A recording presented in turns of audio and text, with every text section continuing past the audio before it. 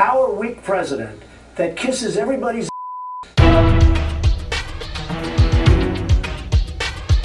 Obama will go down as perhaps the worst president in the history of the United States. Well, at least I will go down as a president. If you are going to be the president of the United States, you have to be born in this country. No one is prouder to put this birth certificate matter to rest than the Donald. And that's because he can finally get back to focusing on the issues that matter. Like, did we fake the moon landing? He's a president who's allowed many of these countries to totally take advantage of him, and us, unfortunately. And he's got to say something. And it's unusual that every time he has a press conference, he's talking about me. Degrading women, but also minorities, immigrants, people of other faiths, mocking the disabled, insulting our troops, insulting our veterans.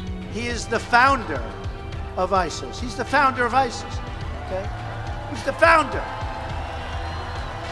He founded ISIS. They say Donald lacks the foreign policy experience to be president.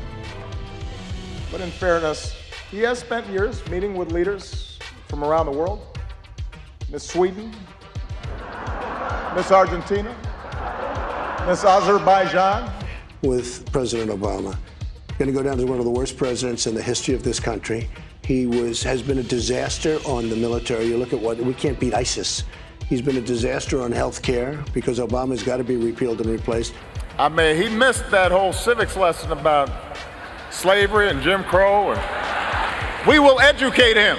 He's been a terrible president. Everything he does is wrong. The Iran deal is wrong. Obamacare is wrong. The military is wrong. We can't do anything right. We're like the gang that couldn't shoot straight. Say what you will about Mr. Trump. He certainly would bring some change to the White House.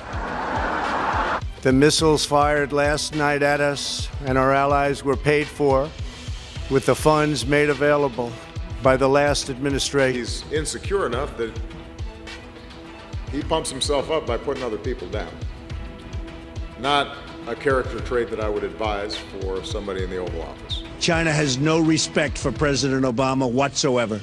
Whatsoever. This pandemic has finally torn back the curtain on the idea that so many of the folks in charge know what they're doing. A lot of them aren't even pretending to be in charge.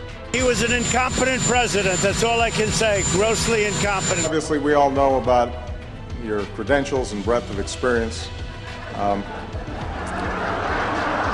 He was outsmarted by Putin. He was outsmarted. President Putin outsmarted President Obama. Wait a minute. You know, Obama's weak. He's Putin's kicking sand in his face. When I talk to Putin, he's going to straighten out. He's turned out to be an unbelievable divider. And even comments like that are very divisive comments. He says we got nothing left to lose. So we might as well support somebody who has fought against civil rights and fought against equality